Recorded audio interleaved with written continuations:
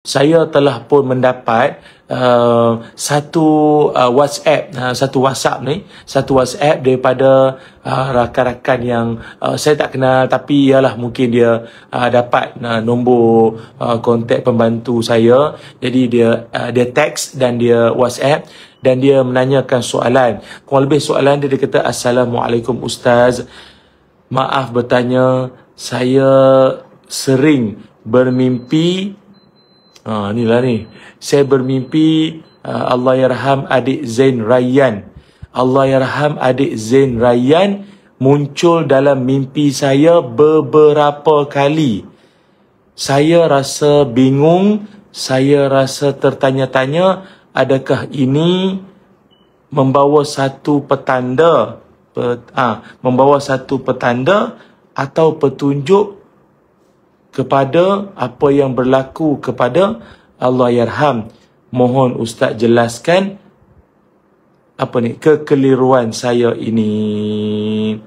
Masya Allah ya.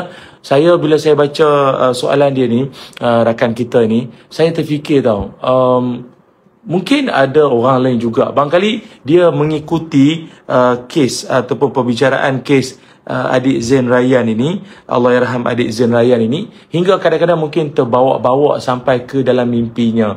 Hingga terbawa-bawa sampai ke dalam mimpi tentang siapalah yang tergamak buat perkara macam ni kepada Allahyarham, kepada adik tersebut.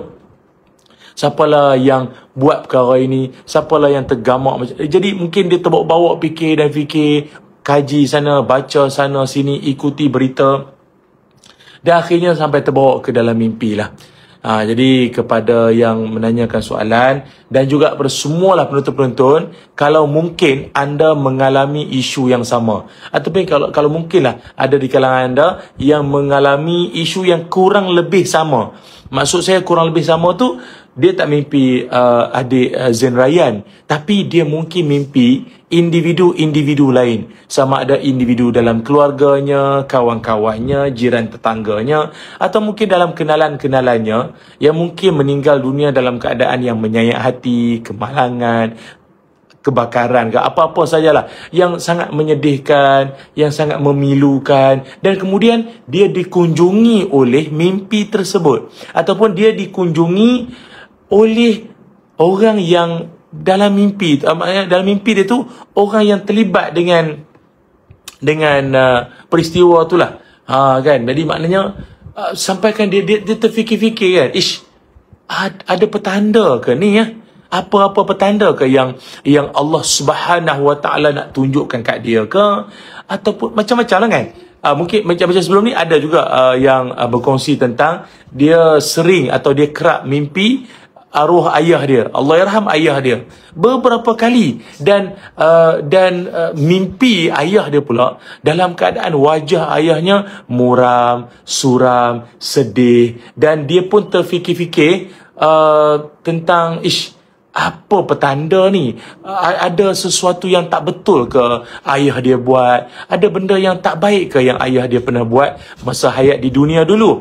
Baik, tenang, relax, insya-Allah saya akan jawab. Saya akan bagi sedikit sebanyak panduan mudah, atau mungkin ianya bersifat panduan umum, tetapi ianya boleh diaplikasikan dan boleh dijadikan pedoman kita bersamalah. Okey, terlebih dahulu dengar ya. Okey.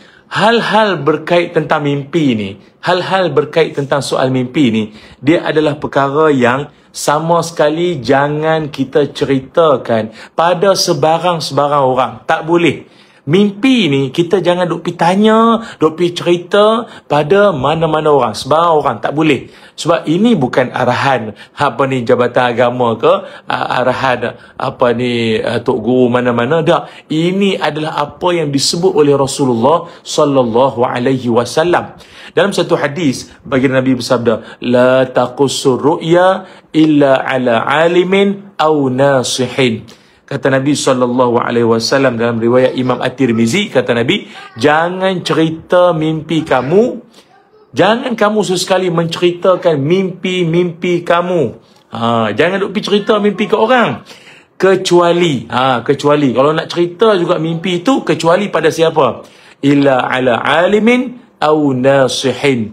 kecuali kepada orang-orang alim, orang-orang yang berilmu, orang yang memiliki kepakaran tentang satu-satu bidang ilmu tersebut, ataupun lebih-lebih lagi dia ada ilmu tentang tafsir mimpi, takbir mimpi, ataupun dia ni seorang ulama lah. Dan keduanya, au nasihin. Apa makna nasihin? Seorang pemberi nasihat yang ikhlas. Maknanya seorang pemberi nasihat yang ikhlas tu, dia boleh lah kalau kita nak minta nasihat, nak minta panduan daripada dia. Maknanya kalau orang yang bukan sebang-sebang, maknanya kita pun tak tahu latar belakang pendidikan, dia ni punya pahaman apa, maka kita jangan duk pi cerita dia, sebab kita bimbang. Apa tahu? Kita bimbang nanti ni dia cuba-cuba untuk nak tafsir mimpi, ataupun dia cuba nak takbir mimpi yang asalnya mimpi tersebut tak ada maksud apa-apa pun, tetapi setelah dia tafsir, dia takbir, kita bimbang, kan, yang asalnya benda tu hanya sekadar benda yang di awang-awangan sahaja, tetapi kita bimbang kalau ianya boleh menjadi realiti, benda betul. Dan benda tu pula yang kita bimbangnya adalah benda yang bersifat bersifat kecelakaan, benda-benda yang kemalangan ke apa, na'udzubillah min zalik lah. Kan, itu maksud saya. Cuma ingat, berkait tentang soal mimpi ni juga, saya nak bagi kita semua kefahaman lah, bahawa manusia ni dia ada beberapa jenis mimpi tau. Dia ada beberapa jenis mimpi. Pertama sekali, dia disebut sebagai ru'ya salihah busyra minallah, iaitu mimpi yang baik. Mimpi yang baik itu adalah satu berita gembira daripada Allah Subhanahu wa taala. Ru'ya salihah busyra minallah. Maksudnya mimpi orang baik atau mimpi baik, dan ianya adalah satu berita gembira daripada Allah Subhanahu wa taala. Maksudnya apa? Barangkali ada dalam kalangan kita orang tu dia mimpi apa? Mimpi pergi Mekah, mimpi pergi ke Masjid Nabawi, ataupun mungkin dia bermimpi bertemu semula dengan arwah ayah, arwah mak yang telah meninggal dunia. Jadi dia mungkin hidup dia banyak dugaan, banyak kesedihan. Lalu bila dia mimpi dengan mimpi-mimpi macam tu, macam satu terapi tau, macam satu kegembiraan, walaupun sekejap ya malam tu kan, tapi dia mimpi pergi ke Mekah, mimpi jumpa balik orang-orang kesayangan dalam hidup. Allahu Akbar. Tu. Yang keduanya, ada juga mimpi yang disebut sebagai ru'ya tahzinun minasyaitan, iaitu mimpi yang bersifat mimpi tak elok lah, yang ianya adalah cetusan kesedihan daripada syaitan. Maknanya syaitan dia nak merudum jiwa seseorang. Mimpi kecelakaan lah, mimpi tak elok, mimpi tak best ni semua, untuk nak merudum jiwa seseorang itu. Pun boleh jadi juga.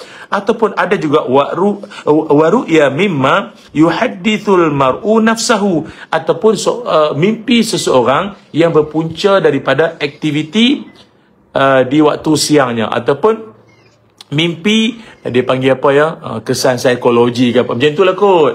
Kan, maknanya apa yang dia lakukan di siang tadi, apa yang dia fikirkan di siang tadi, apa yang dia sibukkan di siang tadi, maka akhirnya terbawa-bawa sampailah ke dalam mimpi. Itu pun boleh jadi juga.